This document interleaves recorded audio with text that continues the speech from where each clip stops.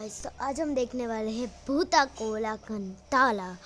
इसके अंदर देखो ये है कुछ, उसका हम वीडियो देखने वाले हैं। और ये हमारे को हम देख रहे हैं चैनल खूनी मंडे भूता कोला कंटाला। तो चलो वीडियो की तरफ चलते हैं। दाते सुबह से गाड़ी चलाता हुआ काफी थक गया था और अपने गांव से कुछ 30 किलोमीटर दूर ही था। रुको है पालमातोला काम्भा कुछ समझ में नहीं आ रहा है। ठीक है, काम्भा गांव में ये जा रहा है। उसका नाम दाता है, दाता। ओके। जब वो एक दूसरे गांव से गुजर रहा था, ओके, उस गांव से गुजरते हुए उसने देखा कि सारे गांव के लोग एक जगह जमा थे और उस जगह से किसी के चिल्लाने की और ढोल बजाने की बहुत तेज आवाज आ रही थी। दाते जो मैंगलोर शहर में पला बड़ा था, मैं कहूँ ना तो अभी मैं अगर इसकी जगह होते ना, अभी 2 गुनी मतलब 5 गुनी स्पीड ज़्यादा करके मैं दौड़ के मतलब गाड़ी नहीं चले तो दौड़ के भागते थे, पर भाग जाते हैं। पुट्टुर जिले में बसे अपने गांव में पहली बार जा रहा था। गांव में उनकी एक पुश्तैनी जमीन थी जिसे दाते के पिता बेचना नहीं चाहते थे, पर अपने पिता के गुजरने के बाद दाते अपनी पुश्तैनी खेत और जमीन एक होटल कंपनी को बेचने के लिए अपने गांव जा रहा था। उसकी गाड़ी जैसे तैसे अलग अलग गांवों के बीच से जा रही थी और उसको वही ढोल और चीखने की आवाजें हर जगह सुनाई दे रही थीं। और उन जश्नों में जलती हुई मशालों से रात भी जगमगा उठी थी। वो ये सब अपनी जिंदगी में पहली बार देख रहा था। सब कुछ देखते देखते जब वो अपने गांव के घर में पहुंचा तो उसने देखा कि वो गांव भी बाकी गांव की तरह सजा हुआ था, पर वहां अभी कोई जश्न नहीं हो रहा था। जब उसने अपने घर का ध्यान रखने वाले काका से पूछा कि ये सजावट किस लिए है, तो उन्होंने उसे बताया कि गांव में अगले दिन भूत कोला होने वाला है। दाते के काका उसे भूत कोला के बारे में बताने लगे, लेकिन क्योंकि रात बहुत हो गई थी और दाते बहुत थका हुआ भी था, वो अपने काका की बात सुनने से पहले ही सो गया। अगले दिन होटल वाले उसके घर आए। होटल वालों को अपनी जमीन दिखाने के बाद उन्हें विदा करके वो शाम को प्रॉपर्टी के पेपर्स पर साइन कर ही रहा था जब उसे फिर से वही ढोल और चिल्लाने की आवाजें आने लगी। दाते ने जब अपने कमरे की खिड़की से बाहर देखा, मैं कहूँ ना तो ये रिचुअल होते होते मैं देखूँ भी ना, पूरी वाला पूरा घर बंद करके एक जगह पे सो जाओ, तो उसे कुछ अजब सा ही माहौल दिखा। दाते गांव के उस जश्न को देखने के लिए पेपर्स को वहीं घर में छोड़कर बाहर चला गया। जश्न की जगह पर उसे ढेर सारे लोग एक ही जगह पर जमा हुए दिखे और वही ढोल की आवाज उसे और जोरों शोरों से सुनाई दी।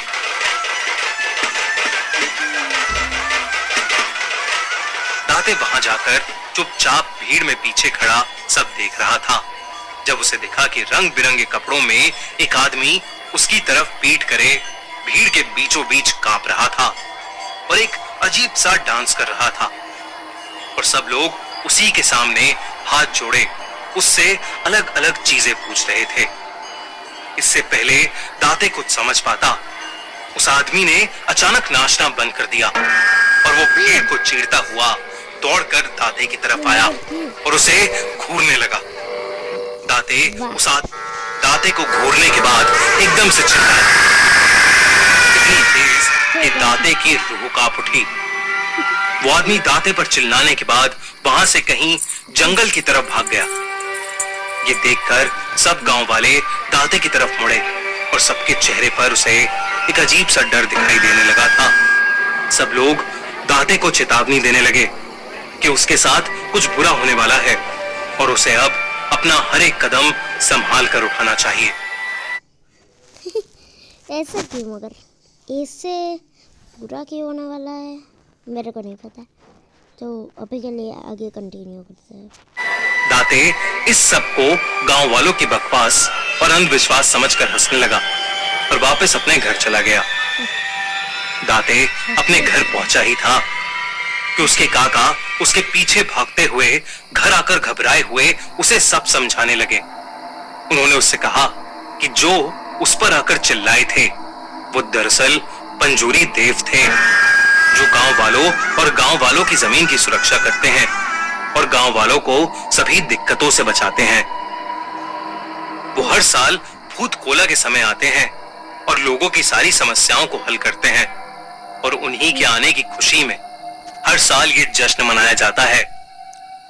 दाते के काका ने उसे बताया कि पंजूरी देव का दाते पर ऐसे चिल्लाने का मतलब यही था कि जो जमीन दाते बेच रहा था, पंजूरी देव उसको बेचने के खिलाफ था।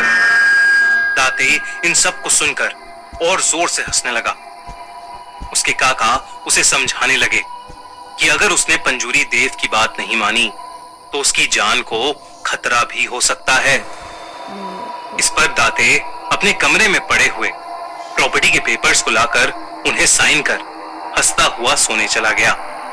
उस रात दाते आराम की दाते तू पागल वागल है क्या? मैं बिल्कुल इस सब की बात मानू चाहिए। इतने सारे घर है, वो अकेला ही सच्ची है, मेरे को नहीं लगता है। नींद सो रहा था जब देर रात को उसकी नींद एक आवाज से खुली। जब उसने ध्यान से उस आवाज को सुना तो वो आवाज ठीक वैसी ही थी जैसे उसे शाम को भूत कोला में सुनाई दी थी, पर इस बार वो किसी के रोने की आवाज थी। डरा हुआ दाते जब आवाज के पीछे दरवाजे तक गया तो उसे दूर दूर तक वहां कोई नहीं दिखा, पर तभी एकदम से हवा में एक तेज चिंगारी आई और अचानक से पंजूरी देव उसके सामने आकर जोरों से चिल्लाने लगे। ये देखकर दाते के पसीने छूट गए और दाते बिना कुछ सोचे समझे अपनी गाड़ी में बैठकर उस गांव से निकलने लगा। दाते गाड़ी चलाता चलाता जंगल वाले रास्ते तक पहुंचा ही था कि तभी उसको कुछ दिखा, जो देखकर वो सुन्न पड़ गया। अचानक से सोने के दांतों वाला और सोने का हार और मुकुट पहना हुआ एक जंगली सुअर उसकी गाड़ी के ठीक सामने आ गया। दाते ने डरते हुए अपनी गाड़ी मोड़ी और वो पास के एक पेड़ में जा लगी। दाते का एक्सीडेंट हो गया था और वो वहीं पर बेहोश हो गया था। दाते को जब होश आया तो वो हॉस्पिटल में था और उसके काका उसके बगल में बैठे थे। उन्हें देखते ही दाते जोर से रोने लगा। फिर उसने अपने काका से उसी वक्त जाकर प्रॉपर्टी के पेपर्स को लाने को कहा। उसके काका जैसे ही वो पेपर्स लाए, दाते ने उन्हें वहीं पर फाड़ दिया। हॉस्पिटल से डिस्चार्ज होकर दाते ने पंजूरी देव से क्षमा मांगी और वापस अपने घर मैंगलोर ये कसम खाकर चला गया कि वो अपनी जमीन कभी किसी को नहीं बेचेगा। पता नहीं कि दाते के साथ जो घटा वो सब किसी देव की माया थी या कोई इत्तेफाक, पर जो भी था अपने इस भयानक एक्सपीरियंस को कभी नहीं भूल पाएगा। सच बात। लोग कहते हैं everything is fair in love, पर क्या प्यार में किसी की जान लेना फेयर है? सुनिए एक ऐसी ही कहानी बदला, हमारी इस हफ्ते की फ्री की फ्राइडे स्टोरी, जो कि एक्सक्लूसिवली अवेलेबल है हमारे Spotify podcast the horror show by Khooni Monday पर। Link in the description and pin comment. Okay, तो हम देखेंगे और अगर आपको ये वीडियो अच्छी लगी तो हमारा चैनल खूनी मंडे सब्सक्राइब करना बिल्कुल मत भूलना। कर लेना भाई, मेरे चैनल को जाकर इनके चैनल को भी सब्सक्राइब कर लेना गाइस। तो आज के लिए गाइस इतना ही, मिलते हैं अगले वीडियो में। तब तक के लिए टाटा बाय बाय।